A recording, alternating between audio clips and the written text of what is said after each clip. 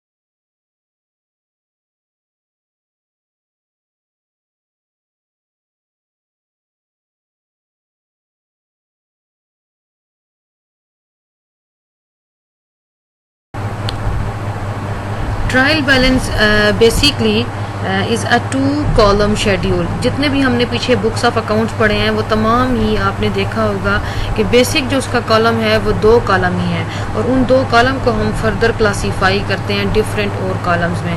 तो trial balance भी ऐसे ही है कि trial balance is a 2 column schedule which is use to check its accuracy of debits and credits. ये इसका मेन ऑब्जेक्टिव होता है ट्रायल बैलेंस को बनाने का। Trial balance is a compilation of balances of all the accounts, यानी कि आप इसको अनदर वे में इस तरह भी डिफ़ाइन कर सकते हैं कि हम जितने भी इंडिविजुअल आइटम्स जो भी हैं हमारे एसेट्स, लायबिलिटीज़, ओनर्स, इक्विटी के, जब हम उनके अकाउंट्स को कंपाइल करते हैं, ठीक है, एक स्पेसिफिक फॉर्मेट में, तो उसको हम कहते हैं trial balance, just to get the equivalency of debits with the credits. Trial balance जो है ये हमेशा जब आपका रिपोर्टिंग पीरियड एंड होता है, फाइनल अकाउंट्स तैयार करने होते हैं हमने, तो ये सारी वो बुक्स ऑफ अकाउंट्स हैं जिनको हम बेस रख के जो है आगे लेके चलते हैं, जिसमें जर्नल है, लेजर है और ट्रायल बैलेंस है। तो ट्रायल बैलेंस जो है ये हमारे, आप यूँ समझें कि ये हमारी बेस बन जाते हैं फर्दर जो हमने अल्टीमेट अपने फाइनल अकाउंट्स तैयार करने होते हैं। फॉर एग्जांपल हम जिस तरह आगे स्टडी करेंगे इन द प्रीवियस लेक्चर में कि कौन से हमारे फाइनल अकाउंट्स हैं। फाइनल अकाउंट्स हमारे बेसिकली फाइनेंशियल स्टेटमेंट्स ही होते हैं जो कि हमने अपने यूज़र्स के लिए तैयार करने होते हैं, जिसमें हमारी बैलेंस शीट है, इनकम स्टेटमेंट है जिसको हम प्रॉफिट एंड लॉस अकाउंट भी कहते हैं, और उसके बाद हमारी स्टेटमेंट ऑफ कैश फ्लो है, स्टेटमेंट ऑफ रिटेन्ड अर्निंग है। These are the different statements and collectively these are known as financial statements or final accounts। और हम ट्रायल बैलेंस इसलिए बनाते हैं क्योंकि डबल एंट्री सिस्टम को हम फॉलो करते हैं, और डबल एंट्री सिस्टम का मेन थीम यही है कि वो कहते हैं जो भी एंट्री आप रिकॉर्ड करते हैं debits must be equal to credit. और वो हम किसी प्रीवियस लेक्चर में पढ़ चुके हैं कि टी शेप में हम लोग हमेशा अपना लेजर तैयार करते हैं, या अकाउंट किसी भी मतलब अकाउंट की जब हम रिकॉर्डिंग करते हैं तो हम टी का जो अल्फ़ाबेट है उसी को ही सामने फॉलो करके हम लोग जो है अपने अकाउंट्स की रिकॉर्डिंग करते हैं कि अगर एक हमारा आइटम डेबिट हो रहा है तो साथ में कोई दूसरा अकाउंट ज़रूर इफ़ेक्ट हो रहा होता है। वो हम एनालिसिस में पढ़ चुके हैं कि वो इफ़ेक्ट जब होता है इंक्रीज़ या डिक्रीज़ में तो वो कैसे उसका इम्पैक्ट है, ठीक है। Balancing and suspense posting ensure that journals are always balanced resulting in a balanced trial balance. कि हम इंडिविजुअल लेजर बैलेंसिंग करने भी हमारा मेन थीम यही होता है कि जो ट्रायल बैलेंस बनाया है वो बैलेंस्ड है, क्योंकि डबल एंट्री सिस्टम के अकॉर्डिंग जो है कि डेबिट्स एरर्स क्रेडिट्स के इक्वल होने चाहिए, बाद में रेक्टिफाई किया जाता है, और एक तो ये इसका मेन ऑब्जेक्टिव ट्रायल बैलेंस बनाते हैं। दूसरा ये है कि उसकी अरिथमेटिकल एक्यूरेसी पता चल जाती है कि फिगर में कोई भी इंक्रीज या डिक्रीज अगर आता है तो इसका मतलब यह है कि आपका ट्रायल बैलेंस सही नहीं है, पीछे आपने कोई भी एंट्री मिस कर दी है या डेबिट क्रेडिट्स के रूल्स को सही से फॉलो नहीं किया, तो इस तरह भी पता चल जाता है आपको कि डेबिट्स अगर क्रेडिट्स के इक्वल आते हैं तो। और दूसरा ये होता है कि to detect and prevent frauds and errors. तो डेफिनेटली जब आपकी अमाउंट इक्वल नहीं आएंगी तो आपको ज़रा इसमें पता चल जाता है कि कौन सी एंट्री अगर रिकॉर्ड नहीं हुई उसके रीज़न पता चल जाती है कि किसको इसने डेबिट किया, क्रेडिट किया, क्यों किया।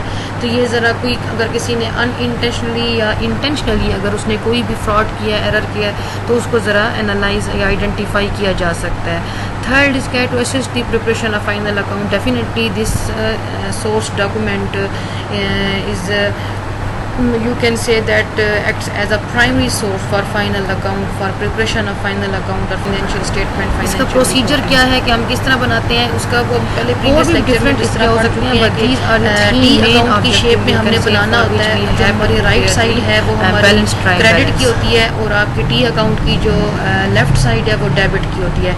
ऑर्गेनाइजेशन में जो भी चीज़ इंक्रीज़ लाती है, ठीक है, किसी भी आइटम में जब इंक्रीज़ आ रहा होता है तो हम उसको डेबिट रिकॉर्ड करते हैं, और जब कोई चीज़ आपके हाथों से चली जाती है या आपकी अखराजात में इसमें इजाफा कर रही है तो उसको हम डिक्रीज़ रिकॉर्ड करते हैं। या ऑर्गेनाइजेशन जब चीज़ रिसीव करती है तो उसको हम डेबिट रिकॉर्ड करते हैं, जब दे देती है तो उसको हम क्रेडिट करते हैं। इसमें जब भी आप एसेट्स आप जब परचेज़ करते हैं तो आपके असासाइजात होते हैं, एक्सपेंसेस भी आपके अखराजात हैं, मतलब इंक्रीज़ हो रहे हैं, लॉसेस जो हैं जिनको हम डेबिट साइड पे रिकॉर्ड करते हैं, ठीक है। और जो हमारी लाइबिलिटीज़ हैं, आपकी रेवेन्यू है, आपकी ओनर्स इक्विटी है, यानी कि आपकी जो कैपिटल गेन है, इन्वेस्टमेंट है, इसको हम कहाँ पे रिकॉर्ड करते हैं? क्रेडिट साइड पे रिकॉर्ड करते हैं। और इनको हम करते कैसे हैं? वही डेबिट क्रेडिट रूल्स के अकॉर्डिंग। अब हमने इसको बनाना कैसे है कि वही टी अकाउंट की शेप में हम इसको बनाएंगे, और इंडिविजुअल जो है लेजर से उनके विद नंबर्स जो हमने प्रीवियस लेक्चर में पढ़ा है कि डिफरेंट लेजर्स किस तरह तैयार किए जाते हैं, ये जब तक आप पिछले जो प्रीवियस लेक्चर्स हैं उनको नहीं पढ़ेंगे तो ये स्टेप आप स्टूडेंट्स को समझ नहीं आ सकेगा।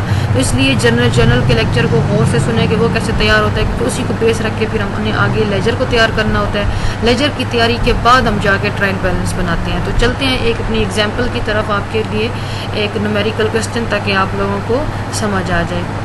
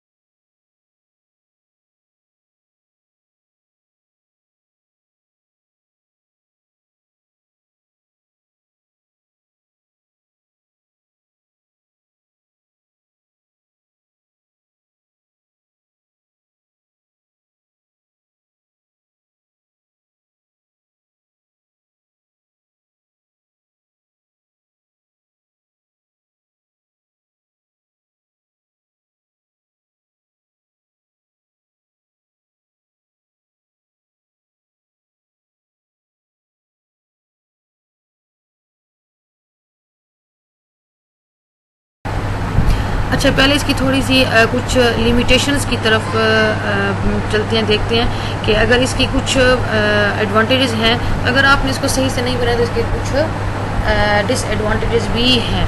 तो वो किस तरह है कि trial balance does not prove that all the transactions have been recorded और that the ledger is correct. ठीक है, आपको सम टाइम इस कंफ्यूजन में रहते हैं कि अगर पता नहीं चल पाता कि कौन सी ट्रांजैक्शन जो है लेजर की इसमें रिकॉर्ड सा है या नहीं। जनरल के बारे में इसलिए फिर होता क्या है, जो जर्नल है उसको इस तरह डॉक्यूमेंट देखते हैं। नेक्स्ट जो आपका लेक्चर होगा इंशाल्लाह उसमें हम इसका एक क्वेश्चन करेंगे, और वो क्वेश्चन उन्हीं क्वेश्चन की ट्रांजैक्शन की रिकॉर्डिंग द फर्स्ट डॉक्यूमेंट ने लेक्चर्स में आपको असाइनमेंट्स के लिए भी दिए हैं, ठीक है, रिकॉर्डिंग करते हैं, ट्रांजैक्शन सॉल्व किया है कि कैसे डिफरेंट, उसमें अगर आपकी रिकॉर्डिंग सही से होता है और फिर उनके हमने डिफरेंट लेजर्स आगे हैं, अब वहाँ से लेजर्स की टेस्ट आगे जाके उनको ट्रायल आसान होता है। ठीक है, numerous errors may exist even though the trial balance column. Some time ऐसा भी होता है कि अगर आप डेबिट का ख्याल रखें, लास्ट हमारा जो देखना होता है, वो इक्वल भी आ जाते हैं, लेकिन फिर भी ऊपर अगर आपने डेबिट क्रेडिट रूल